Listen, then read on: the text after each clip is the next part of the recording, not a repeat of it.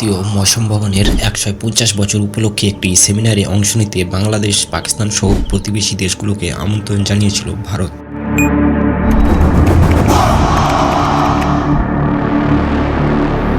কিন্তু সেই অনুষ্ঠানে আসার আমন্ত্রণ পেয়েও আসছে না বাংলাদেশ।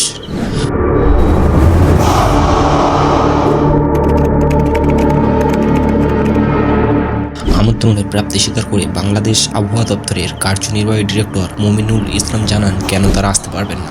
শুক্রবার বাংলাদেশের হাওয়া দপ্তর বিজ্ঞপ্তি দিয়ে জানায়, ভারতের আবহাওয়া দপ্তর তাদের ১৫০ বছর পূর্তি উপলক্ষে আমন্ত্রণ জানিয়েছে। তারা সুসম্পর্ক এবং সহযোগিতা বজায় রাখারও অঙ্গীবদ্ধ করেছেন, কিন্তু ঠিক কী কারণে বাংলাদেশ আসছে না সেই নিয়ে বাংলাদেশে এক সংবাদ মাধ্যম জানিয়েছে সংস্থার প্রধান মমিনুল। তিনি বলেন, সরকারি খরচে অপ্রয়োজনীয় বিদেশ ভ্রমণে আমাদের কিছু বিধিনিষেধ আছে, তাই আমরা অনুষ্ঠানে যেতে পারছি না। মতভেদ দূরে রেখে ভারতীয় উপমহাদেশ দেশগুলিকে নিয়ে আগামী এই অনুষ্ঠানের কথা ভাবা হয়েছিল, কিন্তু শুরুতেই আসছে না বলে জানালো বাংলাদেশ।